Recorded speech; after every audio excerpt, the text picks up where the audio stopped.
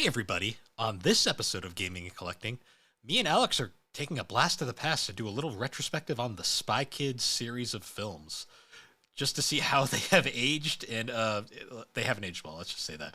We also talked about Sharkboy and Lavagirl. Basically, we just talked about some Robert Rodriguez films. It was a time. But anyways, guys, on with the episode.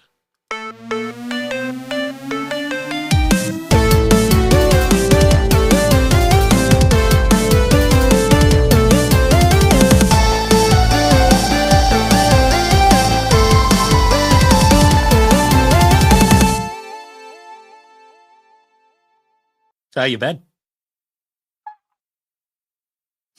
My hair is straight. Did you notice? Yeah, you went to the old hair person. I did. Hair person. How do I look? You look lovely. Thank you, That, Austin. that's a beautiful look. Hey, Uh, it's a video episode, so the viewers get to enjoy me with a mustache for 2 seconds. Yay! they sure do. They sure do indeed. What are you trying to say? What are you trying to say? That people won't enjoy that? That's quality content. Chef's kid. Ah! It just sprinted. No more There was a cats. cat behind me, but then she just did what cats do when the brain cell kicked in for a second and it zooped. Yep. Phil uh, has a mystical glowing sign behind him. yeah, it's this really fancy sign our mother got me for my birthday that's for the podcast, but because my webcam isn't very good, it doesn't really see it. So you get this glowing thing in the background. It's you can like kind of see it like on certain colors. Like when it turns reddish, you can kind of see there's something there. Yeah. Yeah. I'll have to mess around with the settings later, but yeah. it's got like this. It doesn't have a remote. It's got this like clicky thing, but it's all the way back there, and I can't reach it right now. So Oh. I had to rearrange everything to fit that back there too, which is always fun. It looks good though. I can't not say this, but your 3DO sign is very crooked. It's been crooked since it went up, and I just don't feel like moving it anymore. Do you have a level?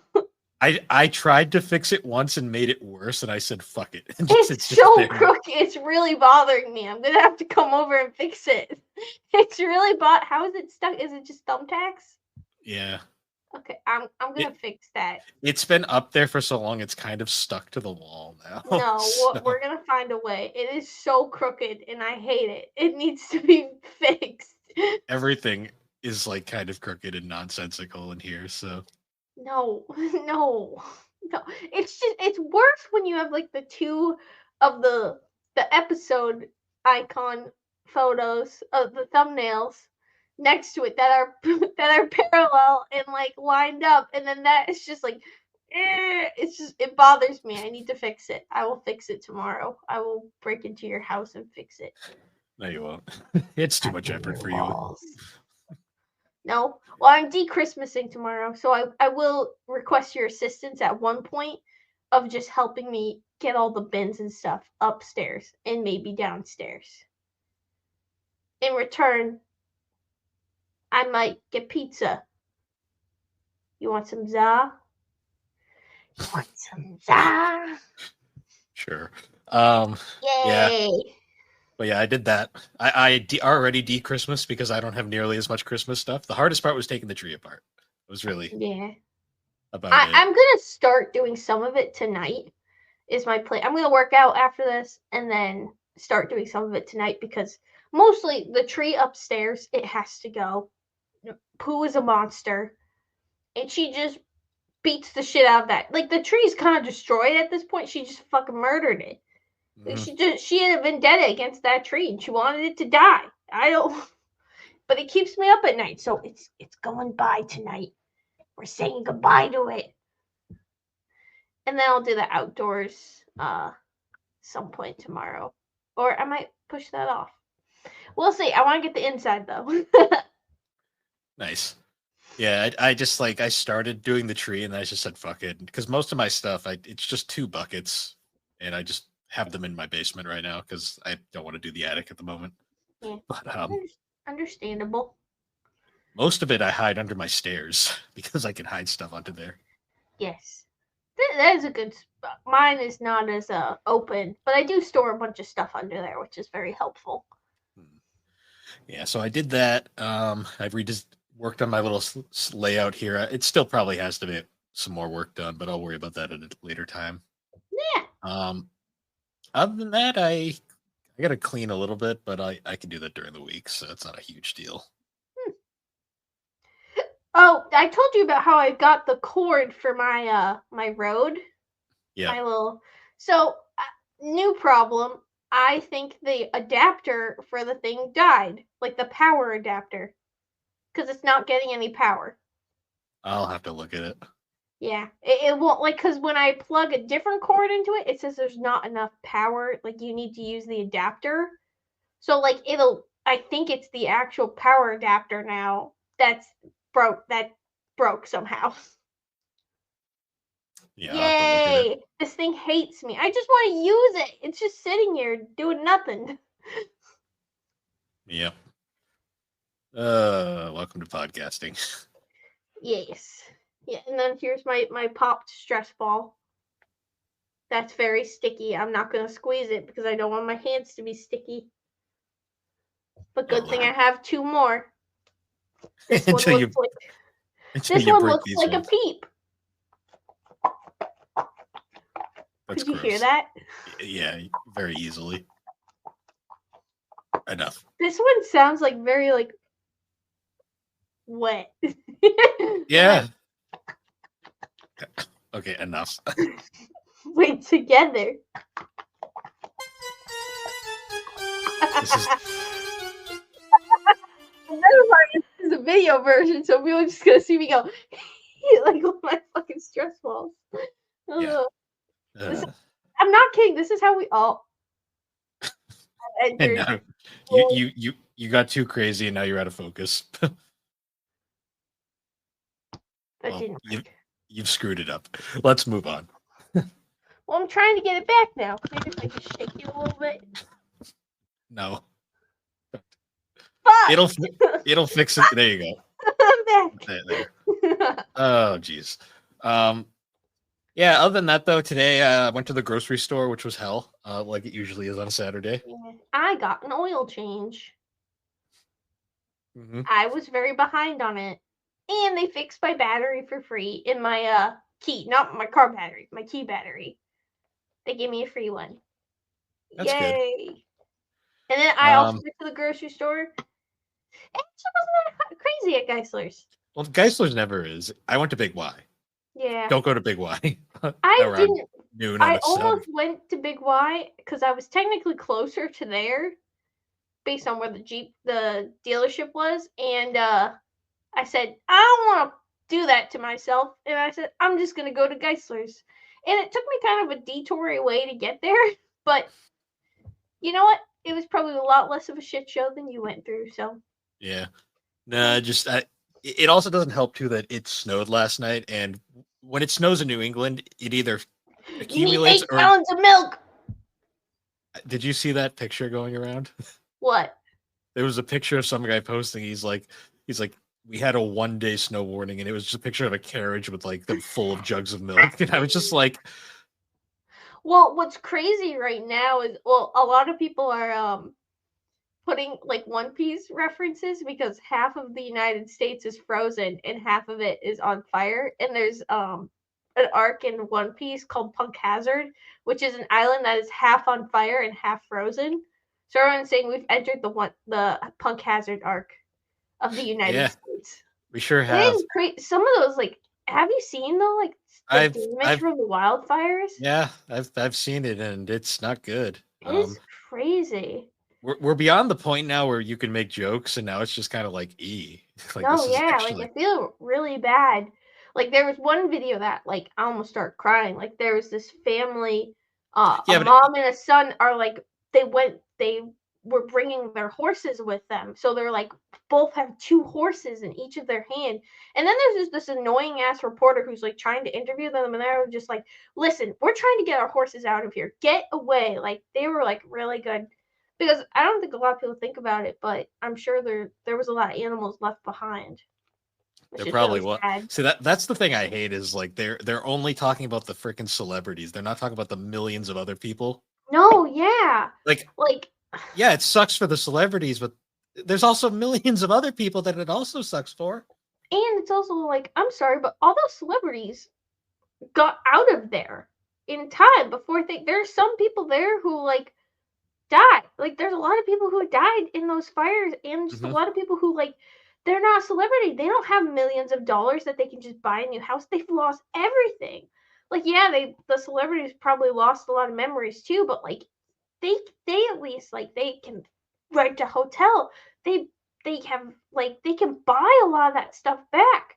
There's some people like they will never get any of that back. Like Yep. it's just it's I hate that they're centered around celebrities too. It is Oh, it's just the media is a fucking joke. Like I don't yeah, like I don't like the news. I don't watch it. Period. And like this is even like online. It's like guys, like there's other things to be focused on. Like yeah. maybe And finding ways and to prevent this in the future. well, it was sad. Like I did see an interview with like the fire chief of the area, and like I won't say that they're perfect and they did everything right, but listening to some of the things they said of like the amount of people we have staffed compared to years ago versus now, and how much the fires are significantly worse.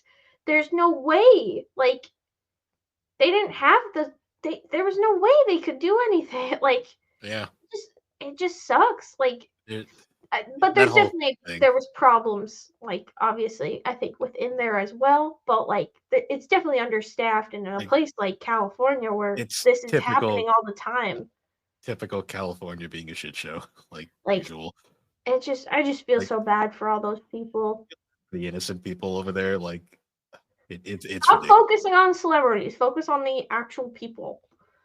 I know celebrities are people, but like they'll be fine. Are they?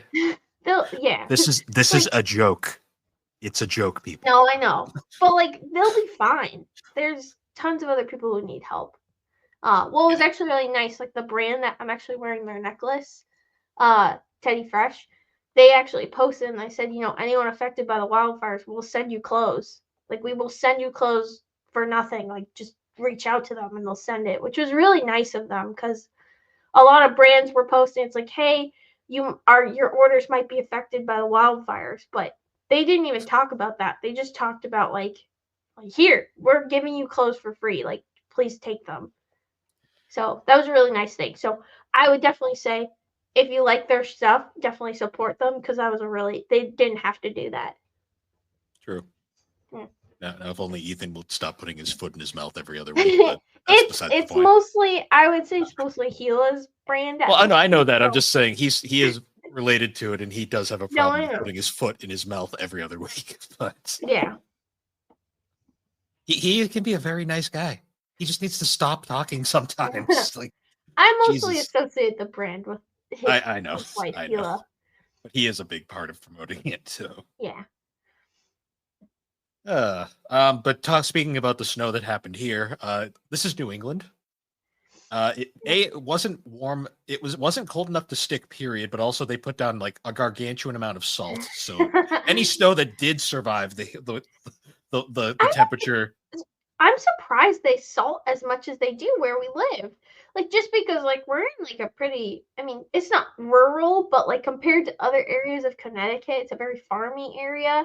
And I know for us, like we never got salt back at home because everyone had wells. So I'm assuming a lot of people have maybe there's not as many wells up here. Maybe a lot of Yeah, people have town probably. water.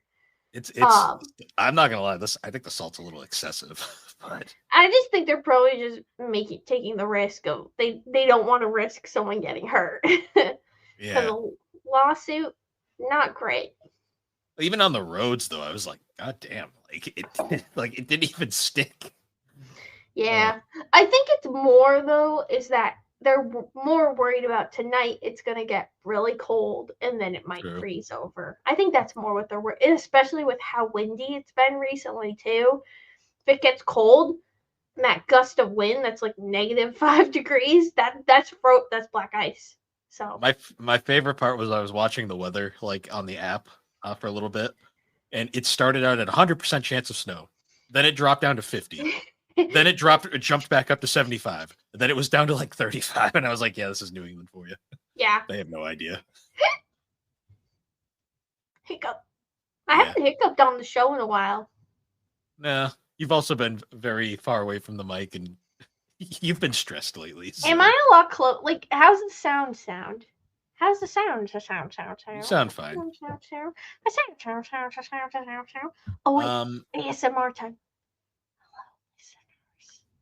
Bill hates when I talk ASMR into the mic, but I do it just to annoy him. Bill, are you annoyed?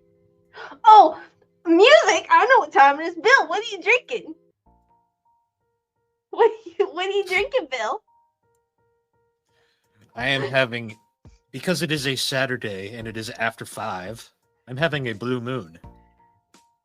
All right, give us a fact. There's no nutritional facts on this. It's a fucking beer. Is there fluid ounces? I don't care. It's a beer. It Let has me orange. see. It's got Let orange in it. Give us something more. I saw something on the side. What does the side say? There was a little blob of text. I saw something. Blue Moon Brewing Company, Golden, Colorado. Celebrate responsibly. It isn't right. drink. It's celebrate. All right. I will take that. That's more from Bill than I usually get. Bill, aren't you going to ask me what I'm drinking? How's that liquid death you're drinking, Alex? I'm drinking a liquid death. I believe it's the same thing I was drinking the last episode. Root beer wrath, flavored sparkling water, 12 fluid ounces, which equates to 355 milliliters. Everyone fucking cares. You take that off the screen right now. Murder your thirst. Murder it. What else? What else can I say? This ruthless can of flavored sparkling water has a, what does that say? You take that down. Has a attack on what? Has a twisted plan to use natural agave and exploding bubbles to murder your thirst. It's bougie water. It's good. Contains 0% juice. I would hope so. This is root beer flavored, but this is really good. Like, if you kind of want root beer, but you don't want to have like a soda with a lot of sugar root beer, you should get this. It's really good. Nice. And it really tastes a lot like root beer, just a little, like, not as sugary and sweet, but you get that nice root beer feel. Nice. Also, this is just officially Alex's drink song now. Yes. I love it. And once my favorite part? like, wait, turn it back on because I gotta dance.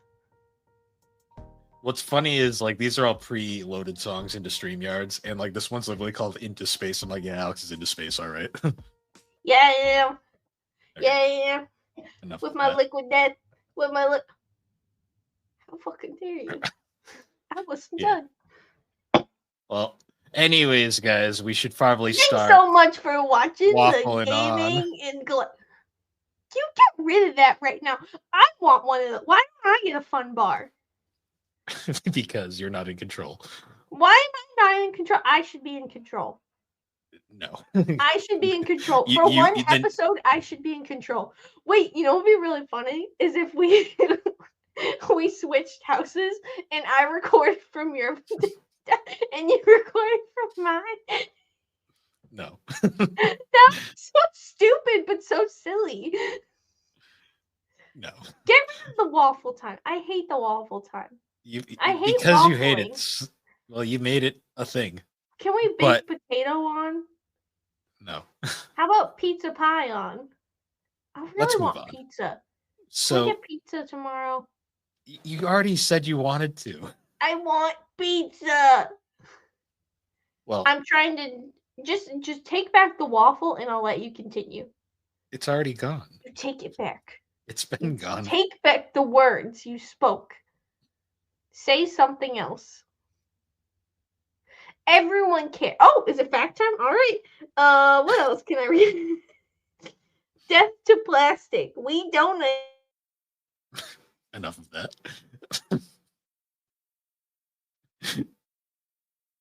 Oh, don't. Oh, you want me to do? Damn it. Well, anyways, so we have a topic for this Thank you episode. so much for watching gaming. So this one is a bit different. We're trying something a little new. We're not talking gaming. We're not talking anime. Instead, we're talking about a series of movies from our childhood that were, at the time, we thought they were good. Looking back, maybe not this one. The first one, maybe I might give a pass, but we're talking about the Spy Kids franchise, which Yes. this was a franchise that I remember was everywhere for like a good period from like 2001 to 3. Mm-hmm. Um, I don't even remember if these movies were good then. I think Kid Brain is Yeah, a. it's hard to judge. I mean, I did go and look at like kind of the IMDb I score mean, the just to first kind movie of was well see. received. Yeah, I mean, like it got like a 5 out of 10. On, but I mean, those ratings are kind of all over the IMDb place. isn't 100% the But they most only accurate. get worse from there. Yeah. Yeah, I was just trying to see anywhere like See, Rotten Rotten Tomatoes. Like, see, Tomatoes Rotten gave the first Tomatoes one. says 92%. Yeah. It says 92% fresh. But then, like, the popcorn meter, I don't know. The audience score was 47%. So, I I don't don't know. know, though. But was Rotten Tomatoes around when this movie came out? Yeah. Pretty sure. It was? I Huh. think so. I When did don't know. Rotten Tomatoes launched in 1998, so yes, it was around. All right, yes. Yeah. So it seems like, I mean, Not saying Rotten Tomatoes is an accurate. Um, None of these things are really accurate. It's all opinion based. no, Let's be. yeah. But yeah, Yeah. these films are very interesting. They are created by Robert Rodriguez, who is an American filmmaker, composer, visual effects supervisor. He's been known for a lot of films. These are actually like I think some of his more well-known films, even though they're not like a lot of his stuff. Like he did a lot of different stuff, like From Dusk Till Dawn, which is a Western horror film. Um, Okay. One of his movies I remember very well is he did a movie called Planet Terror, which is Oh. which is a very absurd movie on a lot Mhm. of levels. Um, he's just done a whole bunch of stuff. Danny Trejo's in like all of his films for whatever reason. Hey, they're friends. They must Oh, be. he did a Sin City too. Hmm. That's cool.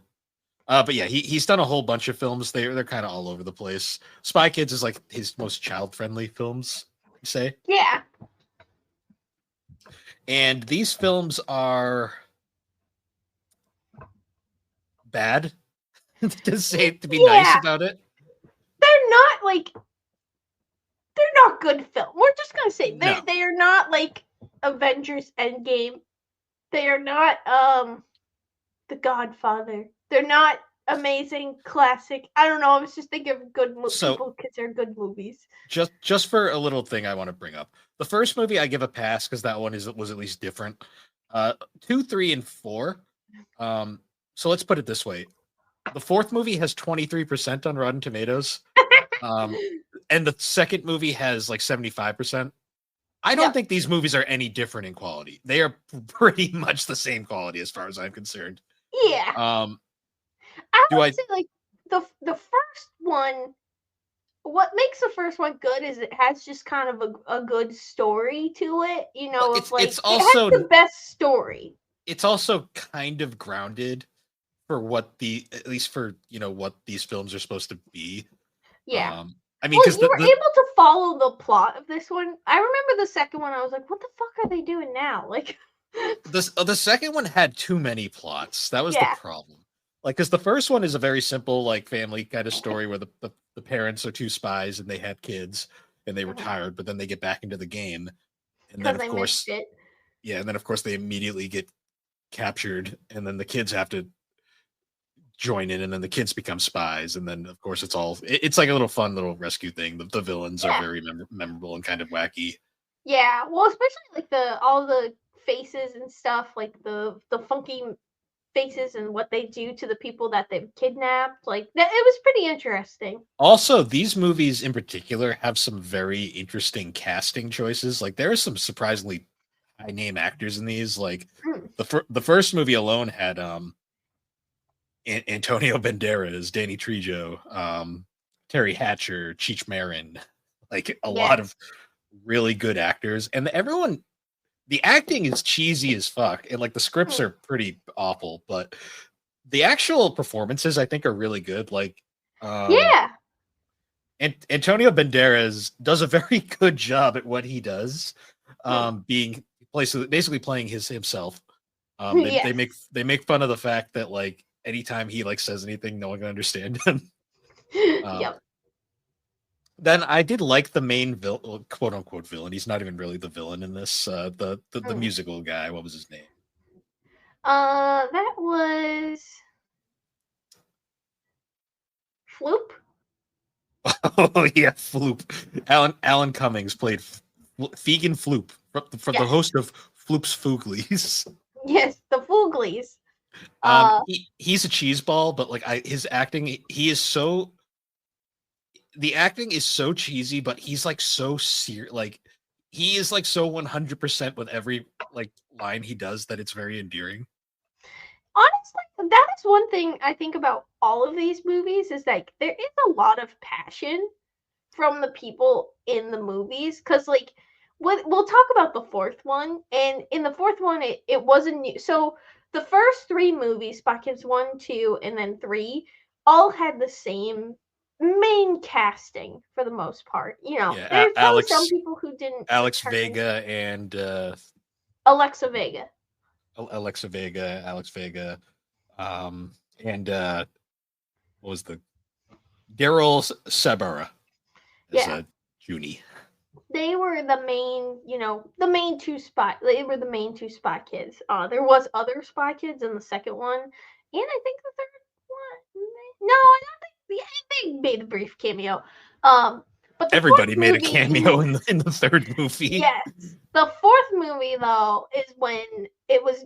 So the first three movies all came out around the same time, and then the fourth movie came out A decade later, many years. It was like 20 something. 2011, I want to say. Yeah, 2011. So there's definitely quite a bit. And at this point, Alexa Vega and where and I can't remember his name. Daryl Sabara. Daryl Sabra. They both they were no longer kids, so it was Well, yeah, kind we of saw harder them. to be spy We saw kids. them grow up, and then Yeah, they had very charming cameos in the fourth movie. I will say. which and it was really sweet to see all the cameos because even I believe one of the other main characters also came back for a quick cameo. I'm brain farting on the name. Um, the uncle, who's actually the uncle. Oh yeah, Danny Trio, but Yes, he's in like basically every Rodriguez film. yeah, but he did have, and that just shows that there's a lot of passion in these movies, and they all just genuinely care. Because I think at that point, both of them weren't really. I don't know how much acting they were doing, or if they had moved on to other projects, but it was definitely a passion project for them to come back for that fourth one. We're also going to talk about another movie, but we'll save that for the end, and Yeah, we'll we just also we'll also preface we did not watch the fifth Spy Kids movie on Netflix, the yeah, Armageddon, I think it's called, just because we watched these all on New Year's and we were very. I was drinking. Alex was tired. Um, yeah. by the What's new? after the fourth one, it was very much like I've seen enough, and like I don't. That other one is a complete reboot, so I didn't even care. Yeah, I think we were. I think it was okay that we didn't. We can always, if we want, we can always go back into it. But I think we were fine. Yeah, it's really funny though because the first movie is very simple in hindsight. Like it's basically just save the world kind of plot. Yeah, we'll save your Um, family, save the world, and it's also interesting because at first, they weren't immediately gonna save their family. They were sent to this little safe house, and then boom, the people that they think are good are actually working for the bad guys. So they have to. They were kind of they didn't really have a choice. They kind of had to go and had to help save their parents because no one else was going to at that point. Hmm. Um, which was good. And I will say the chemistry between Alexa The and main, yes. the siblings is like so great.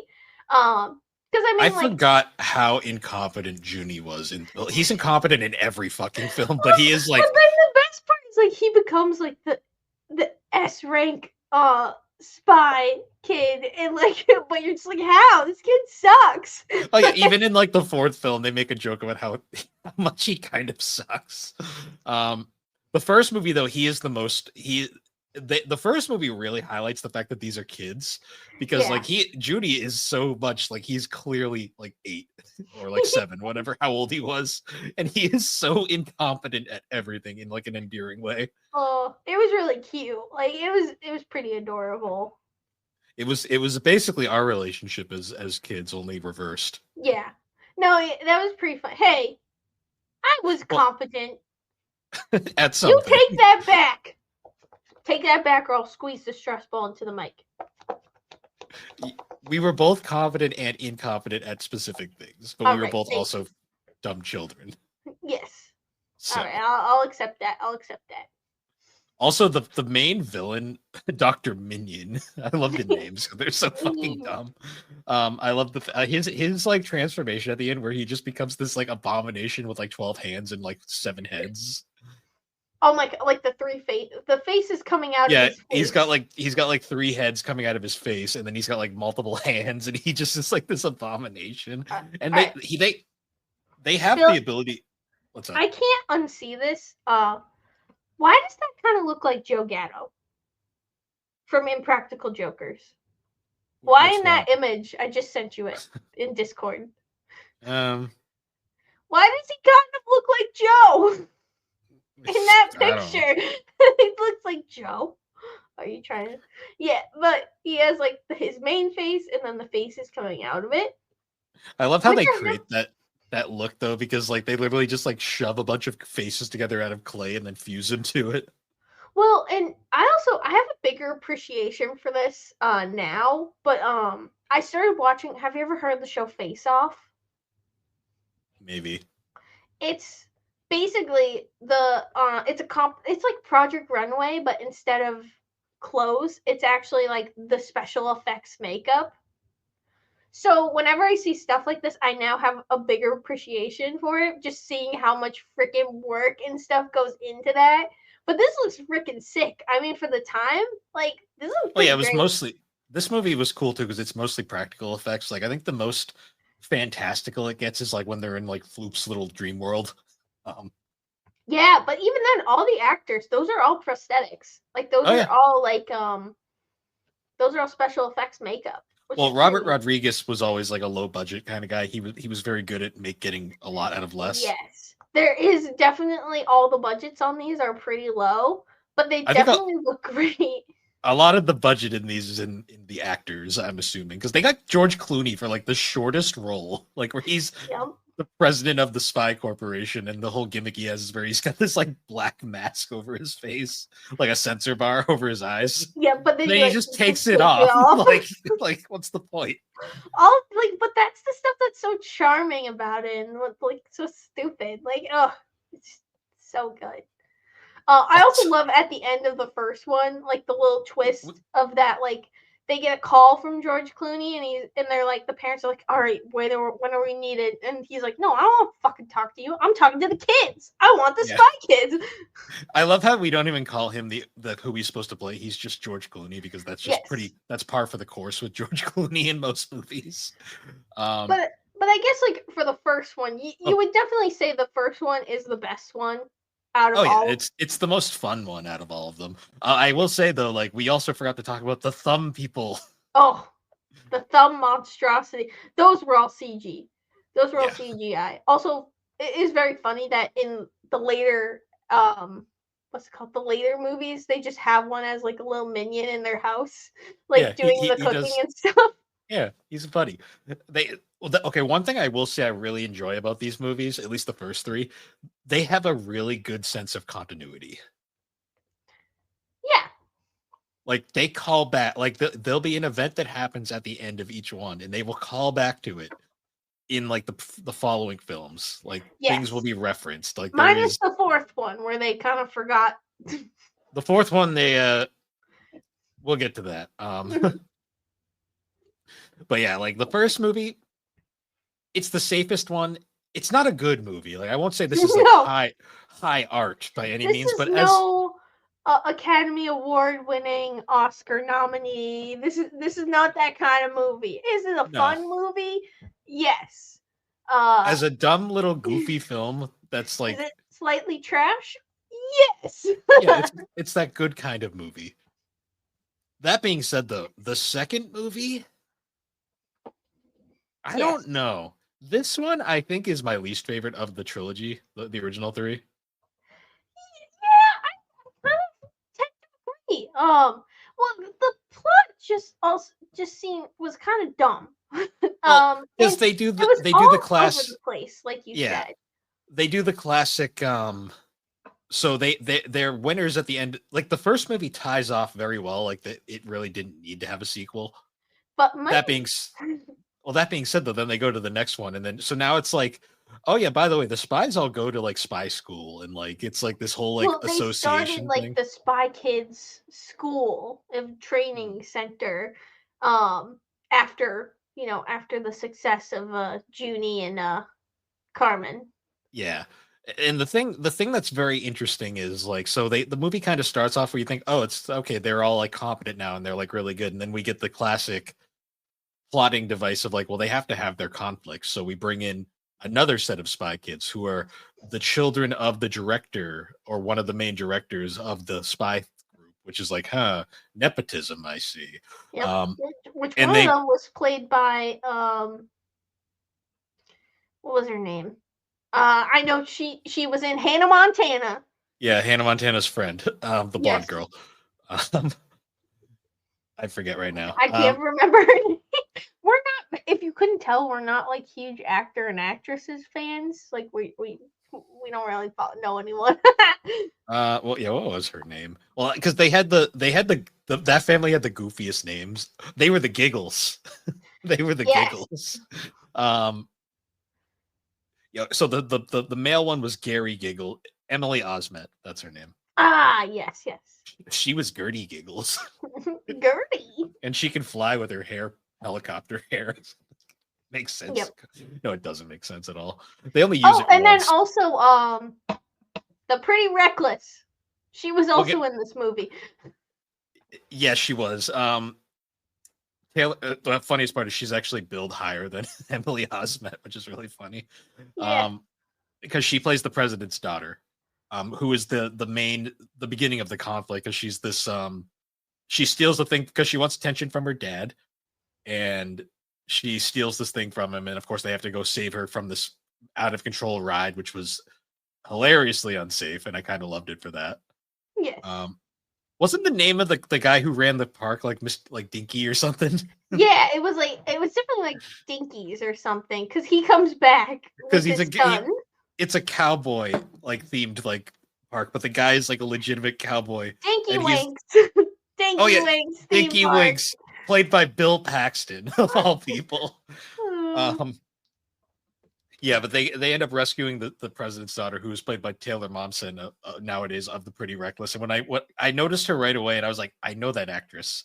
I'm Yeah. like, it's Cindy Lou Who. Woohoo. Make me want to die. Like yes.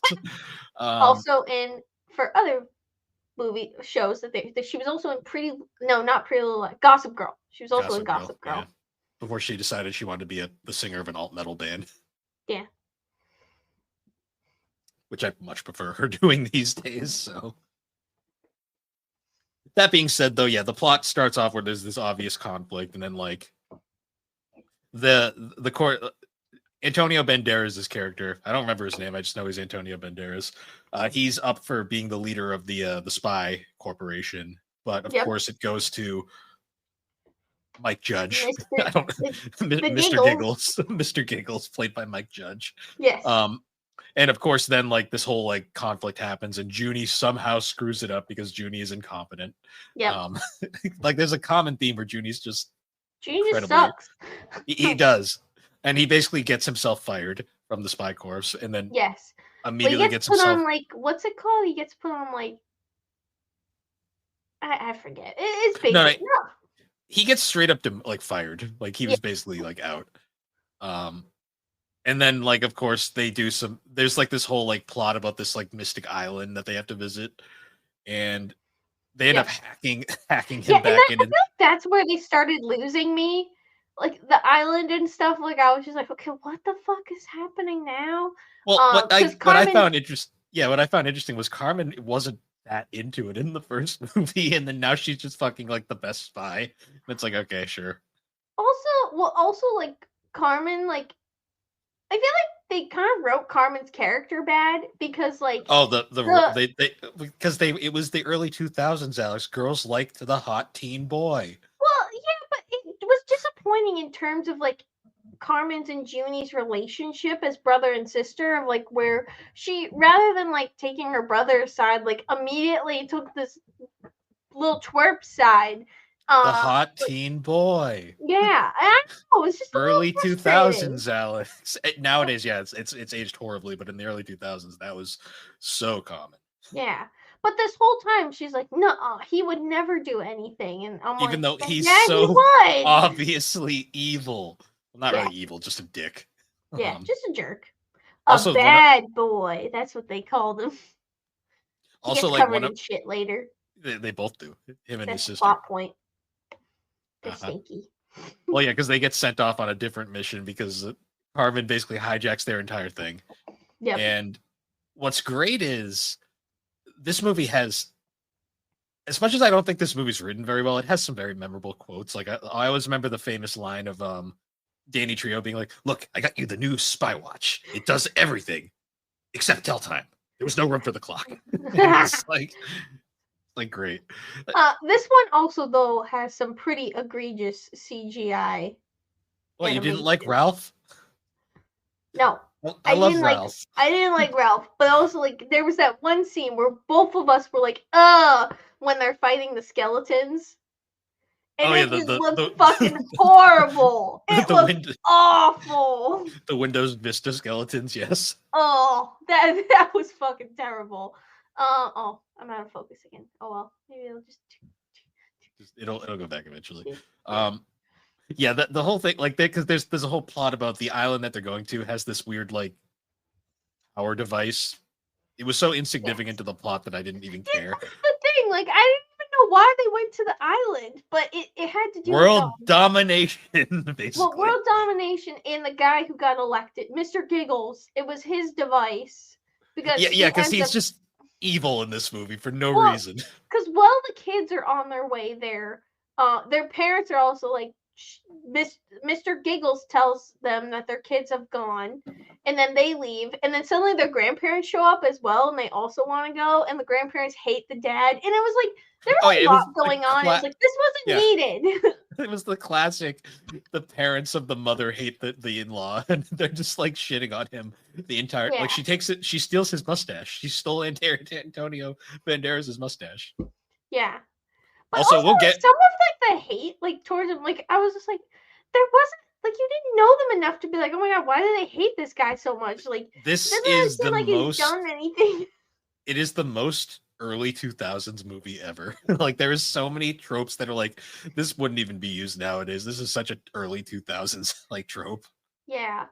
It was like going back, it's like it was like there's so much going on, and I feel like none of it really gets like a good like like it just got all right. Movie's My over. my favorite part about this movie was not the villain because the villain was Mike Judge and it was so fucking lame, Yeah, which is saying something because I love Mike Judge, but just the fact that he just becomes a villain for no reason. yeah. But my Well, favorite and he character gets in this. whipped the next movie. Well, we'll get to that because I love how they handled him in the next movie. But my favorite character was the scientist on the island who was played by Steve Buscemi, and I just fucking loved it. Steve Buscemi, like that's the funniest part. The Oh, fact that they have so many fucking good actors in these movies, yeah, but and they're I doing just such love. shit roles. Oh yeah, and I just love Steve Buscemi's character because he's like this like hermit like on like this island. And he's like, I made these tiny little hybrid creatures and they're just my pets, but I accidentally made them huge. And I love the scene where he accidentally makes the one too big and he's like, oh no, and then he accidentally spills the entire vial into the fucking all of them. Yep. Um Well, and like it's funny how he's like he's hiding away from them the whole time, and they all just secretly like love him and want him to be friends. yeah, But he's been because he's hiding all this like whole. He's scared that they're terrified. gonna kill him. He's all terrified when he goes out. And he's like, oh no. He's like, and then they're just like, nah, bro, you're daddy. We love you. Yes, they are. Yeah, but of course, eventually the other spy kids show up on this island, and then they have this whole like, basically like everything just goes wrong for everybody. Mhm. And then like the ending, the one thing that I thought was like annoying too was like they hype up the uncle who isn't actually the uncle. He's just a guy who pretended to be their uncle. Like he's played by Cheech Martin, so Cheech Yes. Marin. Oh yeah, and he betrays them. Yeah, he betrays them right at the end, and they're like, but you're our uncle. He's like, I'm not your uncle, which Oh. we'll get to that in the next film. But yeah, it's like the whole ending, but then it's just like surprise, and then they just like obviously the guy's kids betray him because they realize he's obviously evil, Yeah. and then everything And gets they're like, saved, we're and gonna then tell mom. Also, did the grandma and grandpa do anything? no, they were just there for comedic Okay, relief. like okay, good. Because I was like, I don't remember them doing anything at all. The only thing they did besides dump on Antonio Banderas the entire movie was there's the point where Carmen and Junie take out the tracking chips out of their teeth. Oh And yeah. and the With grandpa's also like, those comically large teeth. oh yeah. And then and then the grandpa's like, he's like, does Judy still have that necklace I gave him? And it was just, I don't even think he really cared about Judy that much. I think he just was like, I wanted to one up Antonio. I want my Banderas. necklace. No. No, he just wanted to one up Antonio Banderas. Yeah, He's be like, like, haha, how? I know where the kids are. As long Yeah. as they're together. If they're not together, then fuck. Yes. Also, So oh, wait, no, you can't move on to the next movie without talking about the credit scene. well, I was gonna get to that because I Oh, was gonna okay, also good. mention like right at the end where, you know, the day gets saved and like Mike Judge gets demoted. Yep. Antonio Banderas becomes the head of Spy Corps, and Yeah. then Junie gets promoted to like the thing that he wanted the whole time, like level 1, and then he immediately quits and says, "I'm going independent." I'm going solo. Yeah, and it's like, cool, Junie, no one cares. Yeah. We'll see you next movie. But during the credits, there's this entire like scene where basically they just wanted to get Alex Vega to sing and dance so they Yep. could make a single. Yep. Um, It's she a does great this. song. It's on Spotify if you're wondering. It's so cheesy, It's a great song. What are you talking about? but it's she Oh, has this like device that's it's like a thing that Danny Trio Machete gives her, and it's yeah. like it's so she can sing and dance and won't have to worry about it. Oh, and here, Junie, here's this magic guitar that will just make you good at guitar. And then the whole joke is after the dance number, they're like, I forgot to turn on the thing. I forgot the batteries or something. Well, the funniest part too is like, like I'm sure that Alexa Vega actually had to like take classes to sing and dance, and I'm pretty certain that Junie, I already freaking Daryl, like literally probably just was air guitaring the whole time. Oh yeah. She had worked so hard, and he probably just was like, what the fuck ever, I'm here, Well, just look, jumping around the stage.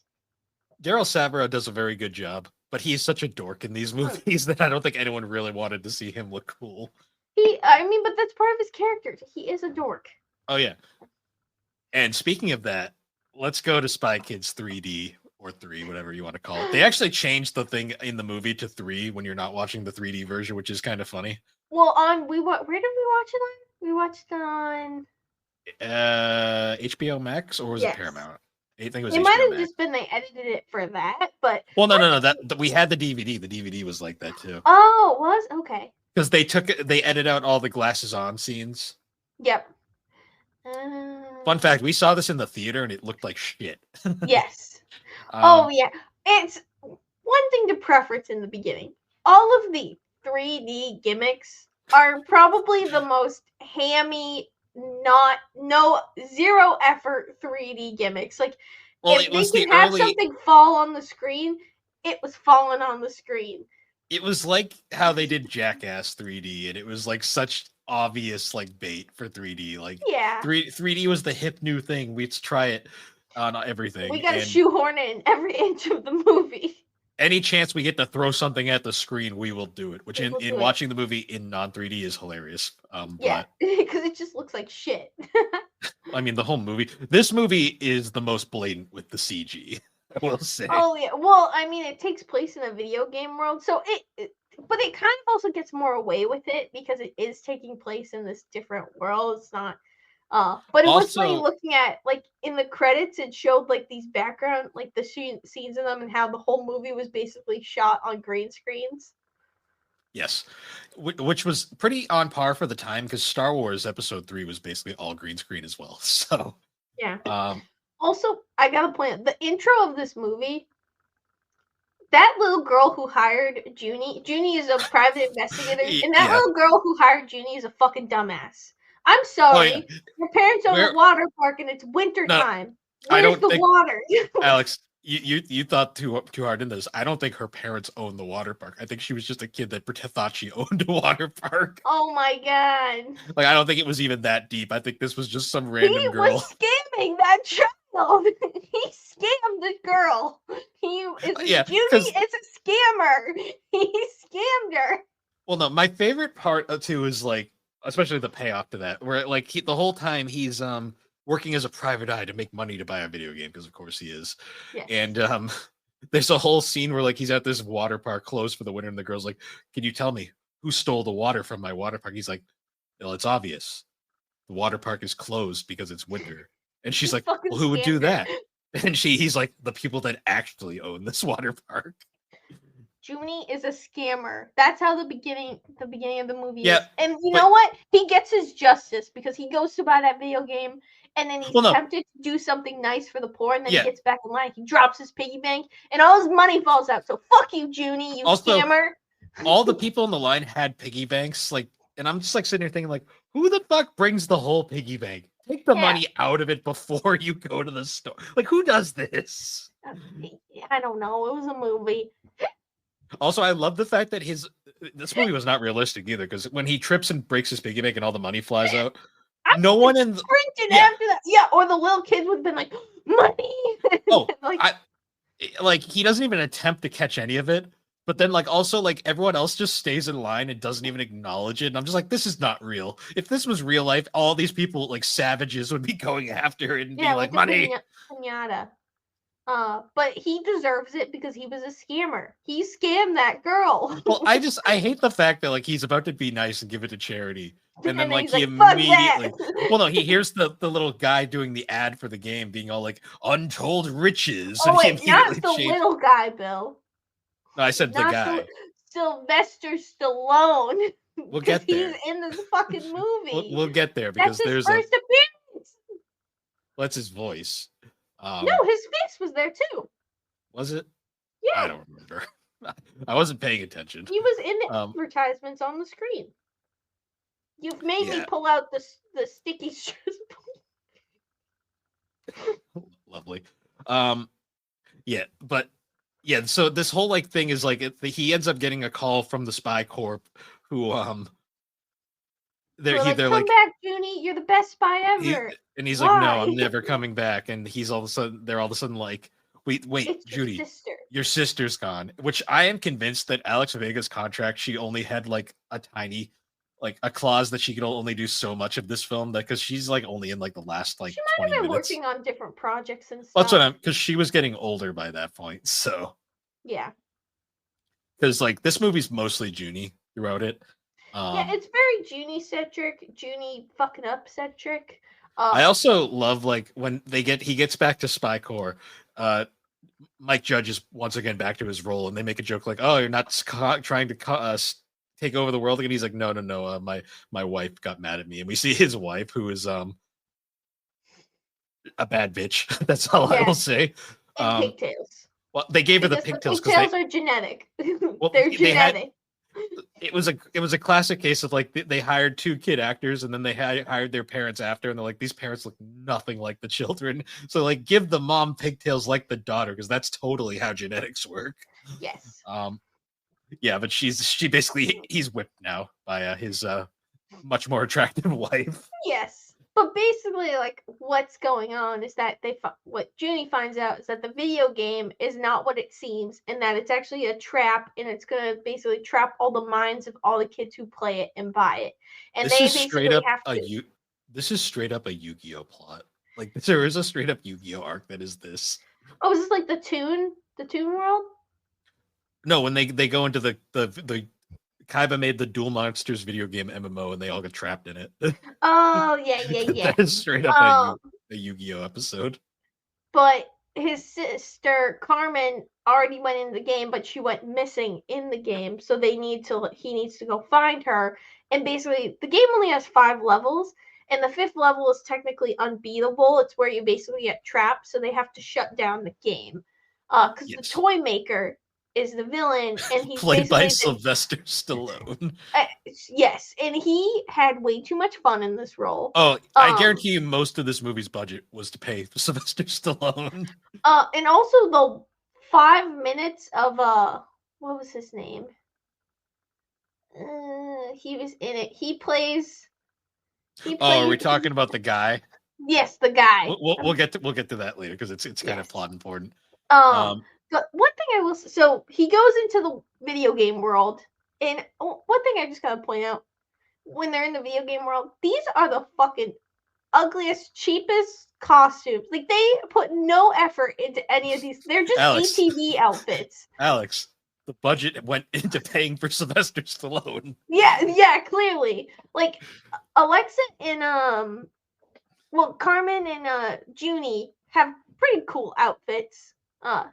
But everyone else has just been like these ATV. Like I swear that they are just like ATV motocross. outfits. It's motocross outfits. Yeah. Or a paintball outfits, basically. Yeah, it's literally just that.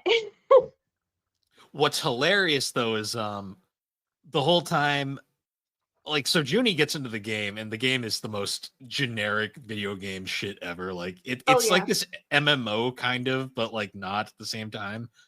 And he runs into other players and accurately enough. But no, they're beta testers. Well, yeah, he runs into beta testers, but what's hilarious is, like any real gamer, they fucking suck. They are the most biggest a-holes in the game. Like they go out of their way to fuck Junie over. Yeah. At every turn.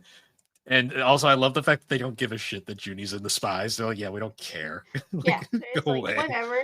Well, they don't believe him. They only actually believe him when they eventually meet up outside of the video. Well, yeah, at the end of the game, they're like, what? He was telling the truth. But I love the fact that, like, the whole time there's actually a really great joke about them, like, later on that I love. But, like, there's, like, 3 of them.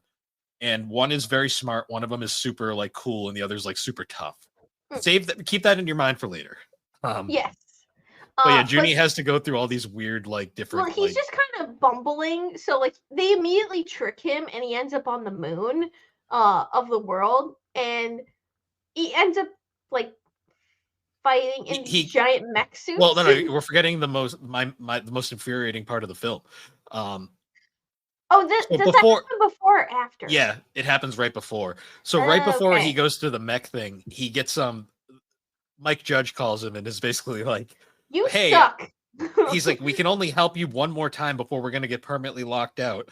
We can let you bring in one helper. So Junie can choose anybody in his family other than Carmen for obvious reasons. Yes. And he decides, I'm going to bring in my disabled grandfather. Who's in a wheelchair. And I'm like, it's like, okay, Junie. And it's like his grandfather's in here. And what we don't know at the time is his grandfather has history with the toy maker, as the toy maker was the one that crippled him. So suddenly, like, also, the toy maker. Wait, if the toy maker is the one that crippled him, he just was a fucking shitty spy, because the toy maker is not that great. Well, also, like, the whole time too, like, the toy maker's like actually like trying to be a nice guy throughout the thing.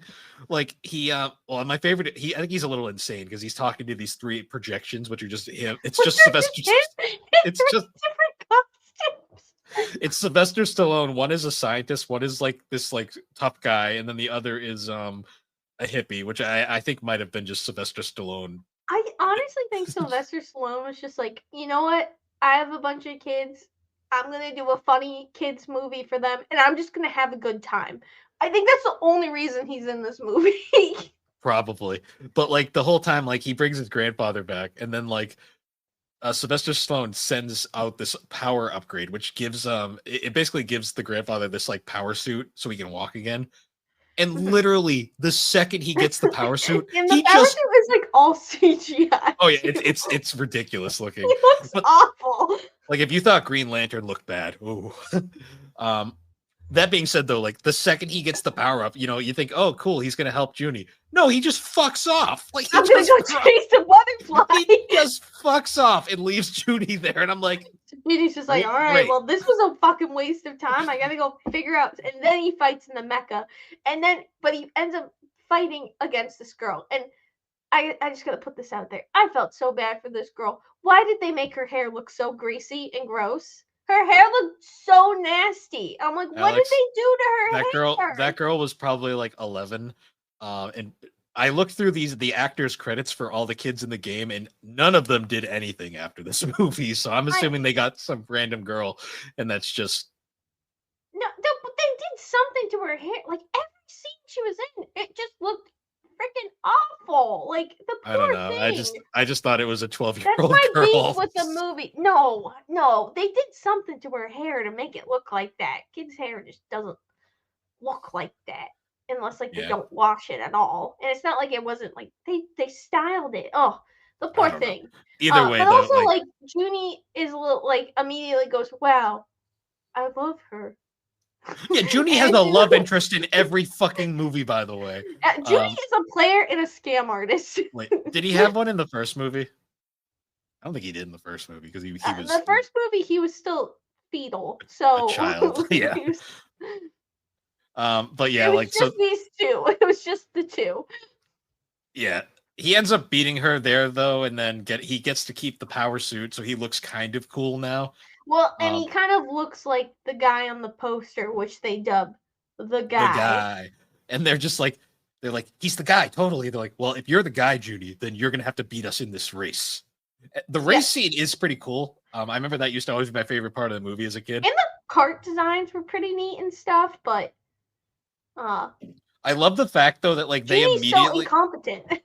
well, he falls for so like they're in the race and like one of the beta testers is all like, "Hey, push that button right there." And he's like, "What? The one that says do not press?" He's like, "Yeah, it's a speed boost." So And he's like, of course Junie presses it and it causes his car to self-destruct. yeah. This is after too he wrecked the girl again because he keeps screwing her over throughout this. Yeah. But she also picked a fucking terrible. Would she pick the unicycle bike? Out of all the bikes, why did she pick that one? Junie had the coolest one at first, and then that gets wrecked. Yeah, and he loses it immediately. Yeah, and then he just has to jump from car to car, and then the grandpa's there, and he's like, "Get another car, Judy. I'm not gonna actually help you. Fuck off more. I'm gonna go drive my wheelchair car." I thought it was really fucked up. They made his car like a wheelchair, but yeah. besides the point. I found an image of him with his butterfly. That's literally all he does. He just chases fucking butterflies. Yeah, and says like metaphors, and then like, so Junie ends up winning the race because Unicycle Girl somehow gets this fucking death machine at the end, and he ends up winning the race by sliding on a hubcap. Yep. Also, they have lives, and like, there's a whole gimmick is like once you run out of lives, the game's over. But Junie like somehow loses like 12 lives before he even gets here. He sucks. And then like the next thing, well, the girl ends up, Demetra ends up joining them after. But what I love is they're like, okay, Junie, you did this, so we'll think you're the guy now. Where do we go? Yeah. And there's a great scene where like he's like, guys, I have to go talk to my grandpa, and they're like, what? He's like, oh, I mean the wizard sage. Also, like this whole time I think he tried to tell him he was a spy, but then he just kind of gave up, and they're just kind of following him, and they think he's trying to beat the game, but in fact he's trying to end the game. So that actually becomes a plot point in the end of like they get pissed. They're like, why are you fucking ending the game? But then we get this like weird like scene with like one of the guys, like the other players, is like he's the quiet one that we thought was Taylor Lautner for a minute. We'll get to Yeah. him later. He's all like, "Yeah, I'm doing this for my family because my family is poor." And Junie's Well, and like, it's "What?" someone he somehow knew, which I don't remember how he knew them, but I apparently they knew each other. Yeah, Unknown how, but just go with it. They knew each other yeah. before this. But Junie doesn't have the heart to tell him there is no prize. So they get to the Yeah. next level, which is like this is bullshit. If this was in an actual fucking game, by the way, Oh the yeah. next level is a fucking fight to the death, and only one player can move Oh, on. but don't forget though, before that, they're wandering all through the area and Junie stumbles upon a life pack that gives them 10 extra lives. Ugh. And what does he do? He gives it to Demetra, who guess what? Demetra's not even a real fucking person. So he just Hey, wasted those fucking lives. yeah, I hate that too because they're like that's super rare, and it's like Junie's at like 4 lives by this point. By Junie's the way, like, hey girl, hey, I'm a I know scammer, but I I wanna be your boyfriend. I just met you and I already love you. like what the fuck? Junie, Yeah, you player and scammer. yeah, but here's the best part. Like they get in this battle to death, and they pick Junie and the other guy, the tough guy. And And the guess tough guy who's just beats the completely shit. incompetent? Yeah, Junie. Junie. He gets knocked down to like 3 lives, and then he gets immediately subbed in for No, he Demetra gets takes. knocked down. Doesn't he get knocked down to like 0.5? Oh I'm yeah, pretty he sure gets he knocked only down has to like, which 0.5. also that's fucking cheap. I'm sorry. Like, there's no 0.5 live. Like, Yeah, either as a kid I was confused because I thought his life counter reset for some reason because I didn't oh. see the point at the time.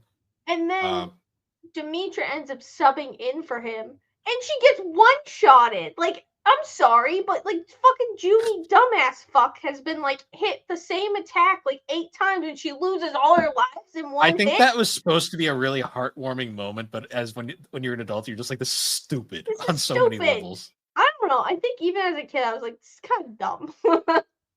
Yeah. Um. Anyways, so then they get finally to the next level, and then this is where. Oh yeah, Junie also runs into like the programmers for the game, because he was been cheating because Dimitra gives him a map of the game, Yep. which is illegal. And the fucking programmers show up and they're all like, "We're gonna have to bounce you back to level 1," and then Yep. they immediately get defeated by the grandfather because Grandpa. he decides to actually give a shit for once. Yep. And To actually do something to help. yeah, and then they're like, "Let's see what they really look like," and it's like, "Oh, computer Nerds. nerds." And then this is also I forget how, but Alex no, the during this whole time, like when Junie gets the life pack, that was from the toy maker, and then the toy maker's like, all right, this kid fucking sucks. Here's his But yeah, sister he back. literally says he's like, I gave him his grandfather. I gave him the life thing. I gave him his sister back. What more can I do? This kid sucks. But he ends up returning the sister, who also her costume has a design flaw because there's no number on it. There's no number spot for the lives. Well, So she's and that she's bothers just me. so yeah, but she's also just so much fucking better than everybody else in the game. That is also true. Because I love the fact that she has this giant claw, and the whole time I was like, the claw. The claw. Because anytime it was on screen, it looked hideous, but I kind of loved it for that. Yes. And I love the fact too, because like she shows up and like the nerds are all like the other players are all like, he's in charge now. the pretty girl. Let's follow her because she's a bad bitch. Yeah.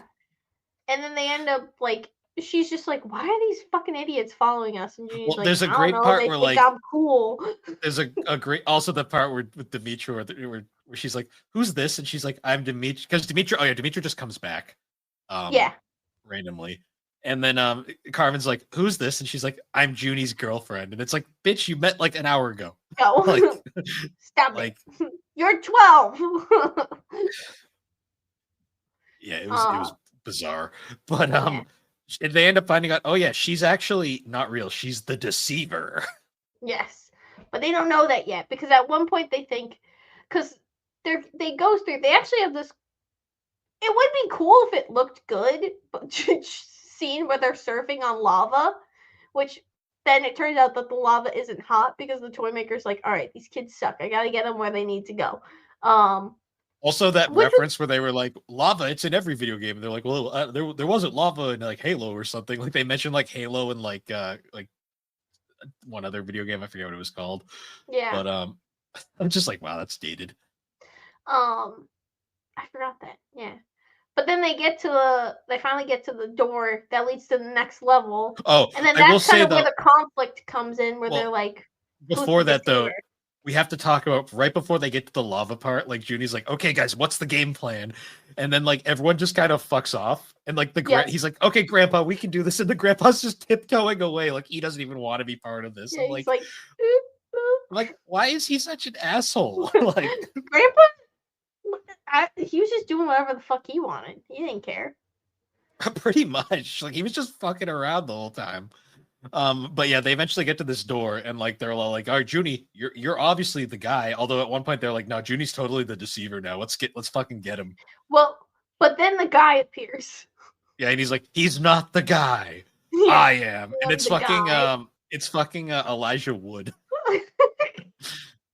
and he gets one shotted, and he loses all 99 of his lives in a second, Yep. and he literally like they go, "Okay, Junie, you're the guy again," and it's just like. Which I'm sorry, but that seems so fucking stupid. Oh my god. Ugh. Why did they even bring him? Like, what was the point? I don't know. But then they end up facing off against the toy maker, and the toy maker is like, "You did it! I'm gonna escape now!" And they're just like, "Well, All right, and they're like, Junie, you have to press the lever, not the yes." lever right next to it, because this is a dumb design decision. The one on the right. It's And like then you he hit the one goes, on the left, it frees the toy maker, and he's like, okay, Grandpa, you do it. "Yep." And he's like, "Yeah, my grandpa, who totally doesn't have a vendetta against this man, is gonna make the right choice. Yes, definitely." And guess what? Grandpa frees the fucking toy maker, so they end up going back to the actual world as a video game. And guess what? All the toy makers, freaking robot monkeys, have been set free. Yeah, and Yes, then he we has get robot monkeys. literally my favorite part though is then we get like Cameo literally Central. every cameo from everybody that mattered in the series shows up. Like the well, my favorite part too is when they first when Sylvester Stallone reveals himself. It's hilarious because they first show George Clooney, Yep. and then his face morphs into Sylvester Stallone. So it's literally Sylvester Stallone. It's George Clooney playing the president who's secretly Sylvester Stallone. Yep. Like what? Oh. But yeah, then we get this whole fight scene where like, because there was a moment early on where Gertie giggles is like, Junie, remember, everybody's your family. Yeah. Junie's like, bring in everyone. And they literally bring in every person. Like Floop shows up, Mr. Minion, the robot children, Flying pig. flying. Oh yeah, fucking Steve Buscemi and his Dinkies. flying pig. Oh yeah. The cowboy. What was his name? Dinkies. What was his name? It was like, I don't remember. why is this gonna bother me now? Dinky Winks. Which that was a very cute scene though, just because of the fact that he comes back to which the fact that they brought the cowboy back. Yes. The owner of the theme park, I had no idea why. Obviously, I probably just have Bill Paxton back. He was probably just willing to do it, and they were like, "Woohoo, yeah!" But like one of my favorite is like it was a really cute scene because Dinky Winks is there and he's got his son Dinky Winks Jr., who was actually played by Bill Paxton's son, which was kind of cute. Yeah, that was really sweet. And honestly, all these fight scenes are. I mean, they're just like taking down these robots that no one can see without the glasses. You have also, to see the glasses. I forgot to tell you this during the movie, but you did realize who the water park girl was, right? Who? That was Selena Gomez. It was? Yeah, according to the Wikipedia. Huh. That was a very young Selena Gomez. Yeah, I was just thinking about that because I noticed it after a while. But yeah, the whole thing is like. Also, the scene that annoyed me was like when they're getting everybody in. Like the dad like joins the fight, and then like the fake uncle's like, "Well, I'm their uncle," and it's like, "Last movie, bitch, you said you weren't." Like, yes. Make up your mind. Also, there's the scene where I forget his name, but Steve Buscemi, his character always had broken glasses. And then Alexa's like, "Oh, this is the last pair," and she gives him a broken pair of 3D glasses. And then 2 seconds later, she's giving out more glasses. You lying bitch! They're both scam artists. They're both scammers. It's okay. Steve Buscemi didn't mind. He was like, "They're perfect. Come on, Porky!" And then he flies off in his flying pig. They are scammers. But they're kind of fighting all of them. But in the meantime, Grandpa is having a heart-to-heart with the toy maker. After all of this bullshit, he's just like, you know what? Let's right our wrongs. So let's just call it a day. And it's like they beat all the robots, and they basically were just like, you know what? We're gonna be friends now. I'm like, he broke your fucking legs. Like, also, did you notice how like Gary Giggles was getting the Presidential Medal of Freedom before he got called in? Yes. Like, you were a dickhead in the previous movie, and suddenly you're getting the Presidential Medal. Okay, sure, whatever. Yep. They pulled some strings. Just the whole movie is so fucking dumb. You know what? It's kind of funny. Like, after recapping it, I'm like, I don't know if 2 was worse. I don't know. Well, they both kind of suck. No, here's the thing. The difference is 2 is bad, 3 is really bad, but 3 is so fucking quotable. Like, yeah. Like, 3... At least 3 has a solid plot. 2 is just like, whatever. Here's the difference. The only line in 2 that I remember is the line about the watch, how it doesn't have a clock, which is funny. Yeah. In 3, I remember everything about this movie because there's like so many memorable moments. Dumb shit. Oh, but we also didn't talk about the fact that they bring out the beta testers, and this was a good reference because this is a real thing that happens in video games. They show up and they're all the exact opposites of what they were in the game. Like the cool one wasn't cool at all, the strong one was weak as fuck, and the smart one wasn't smart. No, he was dumb, and it's like, oh, it's because you're in a video game and you make yourself the opposite of what you are. Yeah. Yeah. That's really how it just ends with Grandpa being like, you know what, you broke my legs, but you're not too bad. Yeah. And the toy maker's like, I just want to be friends. I did love the fact though that like when everybody shows up to join the fight, they all get like that text like thing where it's like Mr. Cortez or whatever. And it's just so dumb. I will say though, it's bad, but I do kind of like it at the same time. No, I get it. Like but it's still a garbage movie. Oh no, they're all garbage movies. The first one had some redeemable qualities, but the remainder ones are just garbage. They're bad movies. Let's talk about the 4th one, because the 4th one is fascinating. Yeah, well, the 4th one is just from the beginning, you could just tell that there was no fucking budget for this movie. Well, no, there was a budget. It went to pay for Jessica Alba. Yes, that's where. Yes, because Jessica Alba is the main spy mom. Oh, but also, okay, this movie, I will say, does have one part which I think was lacking in the other movies. Do you know what that was, Bill? What? Robot Dog. Robot Dog really added something to this movie. I will say, the dog is the best character of this movie, and the best part. I'm just gonna say it. He was. I also kind of like Joel McHale playing the dad of the family, who's like a spy hunter, and he's just such a fucking incompetent. Goofball. He's the Junie. Yeah. He's the Junie. Also, like the little girl is a fucking shit. Like, yeah, she's a little bitch. We're just gonna say it. She's a bitch. So the whole she's mean to her stepmom. The plot of this movie is essentially we start out with Jessica Alba's playing this spy character who's like an adult spy, completely separate from everything. And she's also heavily pregnant. Yeah, and she's doing all this shit. Also, I will say the guy who was playing the main villain, what's his name? Jeremy Piven, I think was his name. The goofy TikTok like guy who was with the high pitched voice. That guy was having a fucking blast this entire movie. Honestly, I will say every person in this movie acted their heart out and had so much fun. Like that honestly, is what you can't deny. Honestly, the person who looked like she was having the least fun was probably Jessica Alba.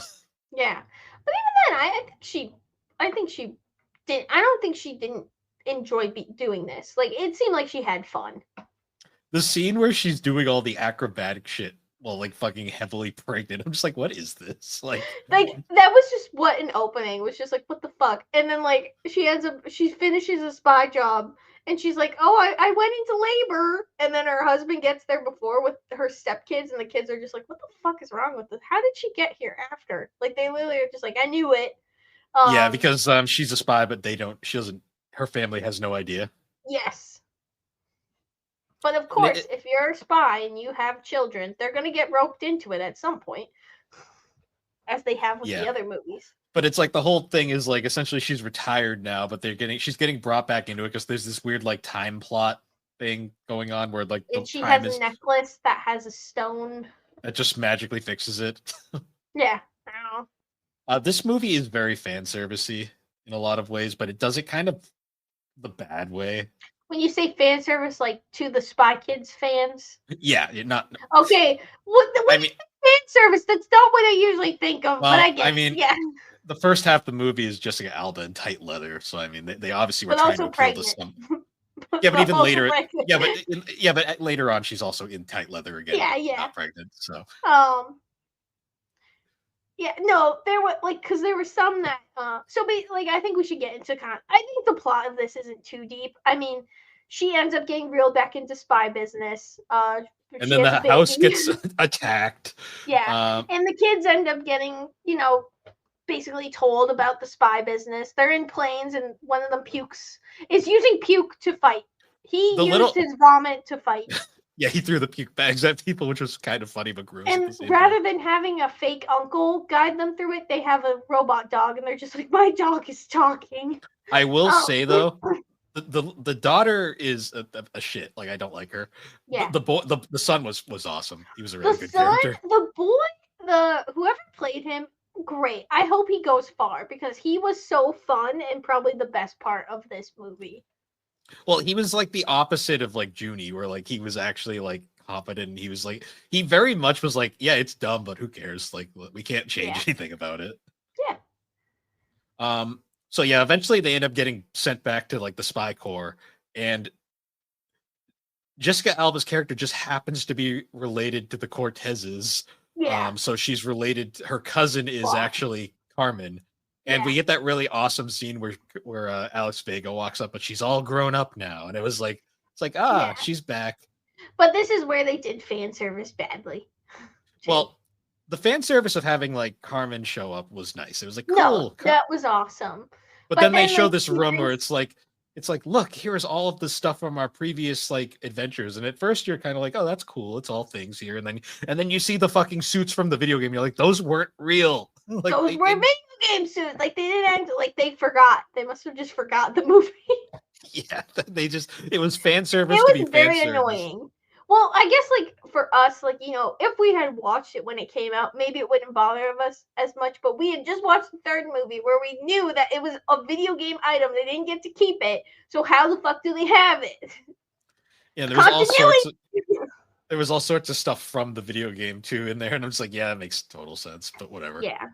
And the kids get to pick 2 items that they'll use later on.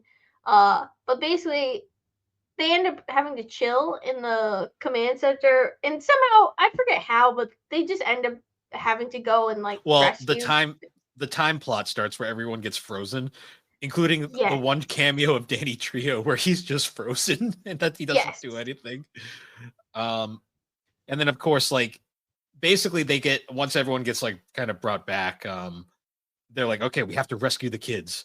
But don't worry, guys. We brought in the perfect person for this. We have the #1 spy, and it's kind of like implying it's Carmen. And they're like, Junie Cortez. And Carmen's like, fuck you. Like, yeah, because they hate each other again for some reason. Yeah. Plot reasons. Yeah, but I will say, like, it's mostly action. Like, there's not a whole lot of substance here. The fucking plot resolution with the villain was stupidly deep for no reason. Yeah. Yeah, because it ended up that like he like kept like going. The main villain was the head of the spy corps, and it was like this weird convoluted plot where like he was as a kid he got frozen in time, and when he finally got out he had missed most of his life. He had lost his family and everything. So his entire goal is he's constantly trying to go back and like just to meet his dad, but because of how time works, it just never goes anywhere. You can't change anything, Yeah. and And he somehow thinks basically, that maybe after the 500th try, it would change things, but it hasn't. yeah, So weird. because like it's shown that all of the minions are just other versions of him from failed attempts, and it's Yeah. just there's hundreds of them, and then eventually he ends up going through anyways, and then he comes back old, and he's like, "You guys were right. I can't change the past." Mhm. But then that one psychotic minion is just like, yeah, stop changing. Like, Yeah, and they basically have to just more. fight him. Also, the whole reason why, like, so right away, like Jessica Alba, Carmen, and Junie. I don't remember her name, so she's just Jessica Alba. But Yeah, I think that's fine. they get frozen in time because of the time stop thing, because it affects everybody with a badge. But Carmen threw Junie's badge away because she's like, "You don't deserve this." Yeah. Um, So Judy's just like, I'm free. yeah, and it's such a. Gotta Also, go find them kids. my favorite part was when Daryl Savara shows up on screen. He had such a glow up that Alex didn't even recognize him. She's like, "That's not the same guy." I'm like, It "Alex, that's him." looked like him, but I also like had to remember that like he was literally still pretty much child. Like Yeah. Alexa Vega had like I think like kind of grown up a Well, little bit girls more. also hit puberty first, so He had she. not hit puberty yet. Okay, so then, but he was also younger than Alexa Vega too. Um, Yeah. but yeah, I was like, that's not him, and I'm like, oh wait, it is him. Shit. Yeah, and he's just as incompetent. Yes, yes, he is. Uh, But that's part of the character. the thing with this movie though, like, because there's the whole subplot with the dad, like, ruins his entire career because like he finds out the family is spies and that they have like this weird drama for like 3 minutes He that eats some ends. tape. He eats the tapes. Yeah, That is the the whole best scene in the fucking movie, where like he realizes it's his wife on camera, and then he just goes, "Boom!" and just starts eating. yeah, eating the tapes and gets fired. But then he somehow gets the last comeuppance at the end. Like it, the whole movie's Well, plot. he's a little annoying though too, because like he gets fired, and then like he basically like meets up with his wife, and he's like, I don't know what I can do anymore. I don't know how to feel, and he like leaves his kids with her, and I'm like, those are your kids, like they're not her biological kids. You're the father. Like that was a little weird. But the they all love each other in the end, so it's fine.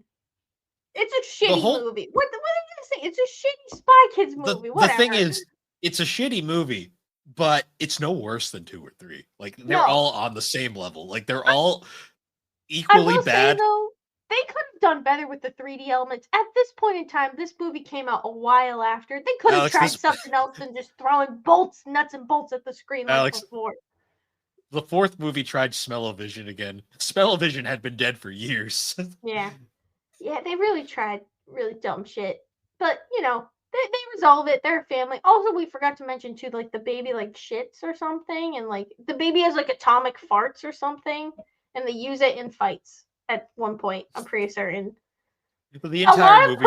A lot of poop and like vomit and barf jokes. Like a lot of poop, fart, and barf Well, jokes. what's funny is when we were watching, you're like, "Wow, they really just gave up on trying to be humorous and just went to poop jokes." I'm like, Alex, in the second movie, they literally fall in shit. Yeah, I know, but I feel like it was more I don't know, more pronounced. Also, the baby at one point was like was a doll, and Jessica Alba was just like whipping. Yeah, no, you can see where it became a baby and where it became a dummy really fast. So fucking funny. They just put the sunglasses on. It's like suddenly like baby, like Yeah, I just like the whole time watching it, I'm like, the whole time I was like, this is bad, but I was like, it's no worse than 3. It's no no, worse than yeah. 2. Like, honestly, I think it's better than 3 and 2 in certain aspects. In some aspects, in talking dog, yes. Talking robot dog, I definitely. liked a lot of, so there wasn't a lot of big name actors in like it was literally Jessica Alba. Like that was Yeah, like, and then they brought back Carmen and Junie, but the rest of yeah. it was pretty much all no names. Like the Um, parents didn't come back, neither did the grandparents. yeah, they got Danny Trio for 3 seconds. I mean, and he Yeah. didn't even speak a line. Well, the dog budget. That being said, though, I didn't think it was a like there wasn't a point where I was like, this is awful. Like I hate everything. I was like, nah, this is I honestly just think it was on par. Like the first one's the best, and it was just on par with the other ones. yeah. Like there's like the way I put it is the first one's up here and the rest are like down here, and it's just a flat line of quality. Like they're not Yeah. any better. The third one it gets a little bit of a boost for me just because it's super quotable, but that's really about it. Mm. Um, yeah. And then apparently they also made a fifth one, but I don't care. We were gonna watch it, and then we just said we have watched too much Spy Kids. We are Spy Kids out. There's also a TV series that was like on like Netflix, I think, at one There point. was. Oh, maybe Yeah. that's the Armageddon. Maybe No, that's what the. Armageddon's a movie. There was also a series. Oh, But oh no. but yeah, I don't have time for that. We're also going to touch on the other movie that um Robert Rodriguez I made mean, when around this else are point. we gonna talk about it? So We didn't watch it for the thing, but I remember this movie vividly because we had liked Spy Kids the movies as kids. yes, This one I was like, what is this movie? this movie was also, I would say, the in between of Spy Kids 3D and then Spy Kids 4. We'll just call it 4D just to make it easier. They did Oh. in trailers. Okay. This was the in between movie. And it is known as Sharkboy, No, Alex, the Adventures of Sharkboy and Lavagirl. The one adventure. There's not because multiple. this movie didn't even have the Spy Kids charm to keep it going. This movie was just shit.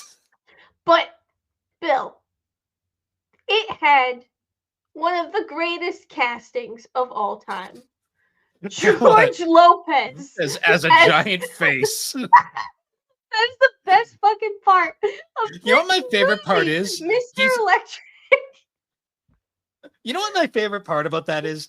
The little shit kid. Who is the kid? Like he isn't even top cast because we know who was top cast in this movie. But Clayton Boyd.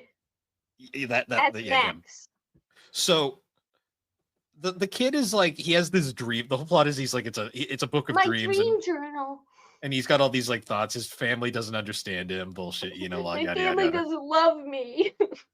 But the whole thing is like his teacher is just a normal teacher, and it's George Lopez. But I mean, hiding the fact that it's George Lopez, he's just a normal teacher, and he's like not Judy, Max. He's like you're spacing out in class. Like you need to pay attention, and he basically just makes him the villain of his book.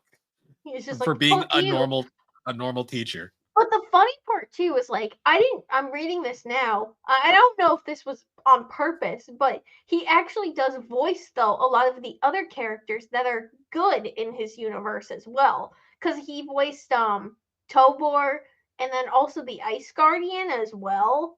Probably. But like I mean, Tobor is like a good like a good memory to him. So it's funny that I don't know if it was like they just had him do it to be. I don't. Like, I assume it was probably that. I don't think it was supposed to be that deep. Yeah. God damn it, it's the Adventures of Sharkboy and Lavagirl. How deep is it gonna get? This movie, it also had one of the greatest characters ever, named Linus. Send him to the principal's office, sir. It's one of the greatest lines in that movie. The thing I remember from this movie is like he's got his whole like dream things because he made up these characters in his mind and gave them deep backstories, and like Sharkboy is played by Taylor fucking Lautner, and it is fucking hilarious. As a child, let's preference both pre-Twilight Taylor Lautner. This was one of his first films. Yes, Jacob. Yeah, and he plays Sharkboy, and the whole gimmick is like he was like this scientist guy, like the son of a scientist, and he made friends with the sharks. And when the science center gets destroyed in a storm, he's the only one that survives. And the sharks are like, shark. They're like, "Hey, that's Sharkboy, don't eat him." And he just becomes a shark, and I'm like, oh, okay, that makes sense. And then Lavagirl's backstory is she exists. Emerged from a volcano. I am here. Her whole backstory is the fact that she doesn't have a backstory, and then that's why she has so many fucking issues in this movie. Yes. Also, like, Max is 100% responsible for all the problems he has in this movie because, like, early on, like, when his teacher's lecturing him for spacing out in class, he tells him to stop dreaming, like head in the clouds, and Max writes in his little book, "No dreaming," which completely causes the entire, like, end of dreaming plot in his little fantasy world. Yep. Also, the bullies are like typical school bullies, and they steal his book and like ruin it. Linus. Yeah. I'm gonna call you Minus. I think that's what George Lopez Oh said. yeah. Oh yeah. And in the dream world, he's minus. Like Yeah. that is his thing. This movie is so shit. And then the little girl that like kind of the principal's daughter or teacher, George Lopez's daughter, is like this girl that kind of likes Max, and then she is in the world as like the ice queen. No, that's why Yep. he was the dad, the Yep. ice guard, whatever. It makes sense now. If this plot makes no sense, it didn't make sense when we watched It didn't make sense. I don't like because I'm trying to like think, and I'm like, what actually happened? Because I know they go into the dream world and they confront Mr. Electric at one point and Linus at one point. Well, because in the And dream world, Minus is like the main bad guy who's causing all the problems. Because he has the book, and then they finally get the book back, and then Lava Girl holds it and it bursts into flames, and then she goes like, "Why'd you make me out of lava, Max?" like the most dramatic fucking scene. I also did you forget about that scene? I always remember that scene because she's straight up the book. She holds the book for 2 seconds. It bursts into flames, and she immediately is just angry. Like, I also remember at one point they're trying to make Max dream so he can like actually do something in the dream world, and they're like, you know what, we need Taylor Lautner singing. And he's like, dream, dream, dream, dream. Like the most like aggressive singing to lull someone to fucking sleep. Sharkboy's also a fucking edgelord, like the whole time. Yeah. Also, that scene of him running in that when Lava Girl is like trapped in the thing, and she's dying because she got frozen, and she needs to be dipped in the lava to live. That scene of Taylor Lautner running across that obvious green screen is so fucking goofy looking. Everything about this movie was so goofy looking, and I think at one point, like the dream world comes to the real world, and one of my favorite parts and is George Lopez is like, he's like, why'd you make me? He's like, why'd you make me a giant face? This movie is so. I wish we could have found it. Wasn't we could not find it to watch it. Like it was not available on any streaming. We also didn't try very hard. We didn't try very hard, but we couldn't find it. It was like 11 at night by that point. We were like, nah. Let's watch Sonic. Miley Cyrus apparently auditioned for this film. Good thing she did not get the role, because well, no, she was in Big Fish. Oh, I didn't know that. For like 3 seconds, she's in that movie. But yeah, that's a good movie though. Dream, dream, dream, dream. That's all I can think of. I need to like look up like clips from that movie quotes, because I know like send to the principal's office. Why'd you make me out of lava, Max? Let me see. He ruined my dream journal. Give me back my dream journal, Minus. I'm trying to think. Let's see. Some of the funny. Oh, when he falls on top of Taylor Lautner and he's like, "You crushed my fin."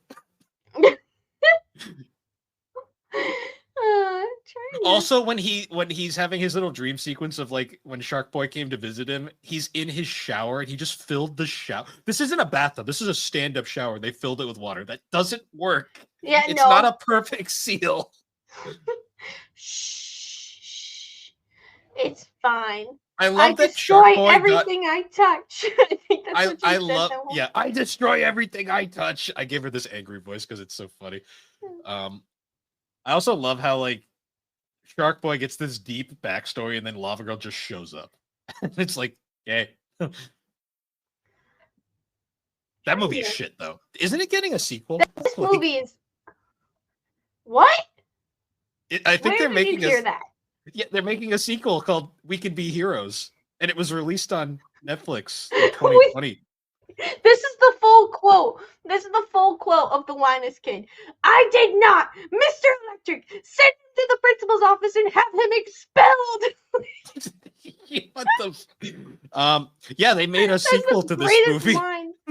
They What? made a sequel called We Did Can it Be come Hero. out? Yeah, it came out in 2020 apparently. Um, the What? only character that came back was the girl that played Lavagirl, and she's not even in like the top like build people. So We Can Be Hero. Oh God. it We looks gotta watch. All right, now we actually need to we need to watch this. it only received mixed reviews from critics. I guess anything is a masterpiece compared to the first one. So Did they just recast Shark Boy? I believe they did because he definitely did not come back. Pedro Pascal is in this movie. What the What? fuck? Is it made by the same studio? Like, is it? Oh yeah, there he is. Yeah, Robert Rodriguez. He made this. Oh my God! All right, we gotta Wait, watch okay. this now. Is Shark Boy in this? Um, Well, I JJ see the Dish Shark Boy costume. Like, JJ Deshawn played Shark Boy, but it's a silent role because they couldn't get Taylor Lautner back. I'm sorry, he's just like gone he was. silent. Oh no, it's even better. It's JJ Deshawn. It's a silent role, and you never see his face. Like what a role. Uh, This looks like shit. What the fuck? Uh, I kind but of want yeah, to watch it now. Just to that line is still my favorite. you know what's great though? You watch one of these movies, then you go to like watch like one of Robert Rodriguez's other movies, like Planet Terror, and you're like, this is the same guy. What? They're like, what is happening? Planet Terror is a zombie movie, so yeah. Oh, I kind of want this sticker. Bill, can you get me this? It's a sticker. I'll send it to you in our Discord. But yeah, these movies, watching them again were an experience. I'm not sure if I enjoyed it.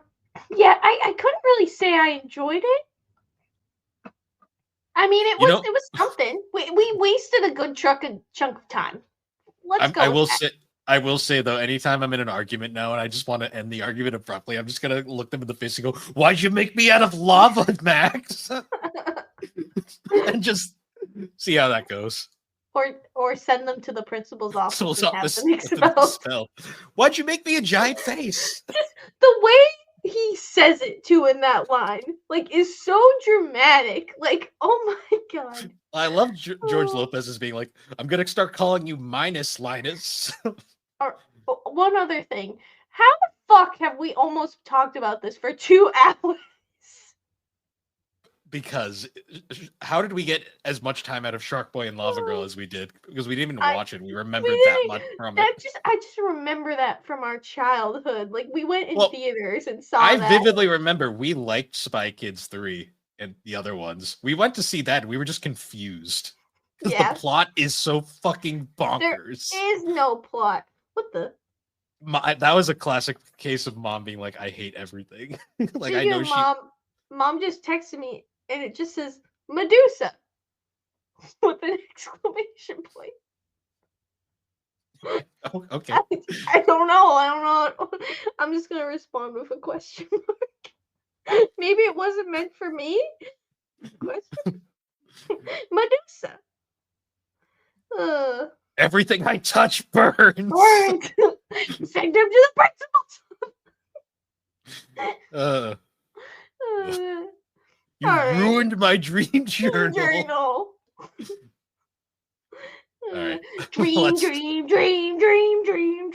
They should have just had, instead of him being silent, they should have just played that clip on repeat of just dream. Yes. How much do you bet Taylor Lautner wasn't unavailable? His response was just no. Make it so I'm unavailable. Honestly, I don't even think he's acting anymore because, like, he basically, like, I want to say ruined his career, but, like, he made a lot of really bad acting in movies. Not all of them were his fault, but he was in so many bad movies that, like, he's just, like, his stock is way down. Yeah. But But yeah, so after that adventure, once again, guys, thank you for joining us on the Gaming and Collecting Podcast. You can find the Gaming and Collecting Podcast on all the major podcasting platforms, particularly Apple Podcast and Spotify. And be sure to check us out over on the Superpod Network. That is superpodnetwork.com, an awesome site where you can find all sorts of different shows, blogs, videos. And you can check out all of our other shows. There's sandwiches on there. And you can check out all of the other cool shows over there, like Superpod Saga, Super Ghost Radio, Retro Rehab, Tommy's Video Game Ride Along, A Novel Console, Bar Silence Fine Time, the Elder Trolls Gaming Podcast, Remember 64, Gaming Together, Friday Night Gamecast. Not Gaming Together, the 64. Need to clarify. Gaming Together, the 3DO Experience, Geek Addicts, the Retro Wildlands, Press B to Cancel, the Pre-Order Bonus Podcast, and Retro Mo Video Game Reviews. And with that, everybody, we will see you all next time. We'll see you in the principal's office. Because we're expelled. No! Get rid of that. I hate waffling. I hate that word, Attack on what? Have you started watching Attack on Titan? Nope. I'm going to ask every episode until you watch it. Start watching it. Have you finished Don yet? No. Have you started I haven't started watching Dragon Ball either. And Matt, I'm not going to out of spite. I don't want to watch it. I'm kidding. I'll watch it so I have context going into Daima. But you probably I might delay my watching of Daima as well. So she's never going to watch it? Well, Attack on what now? Phil? Are you ever going to watch Attack on Titan?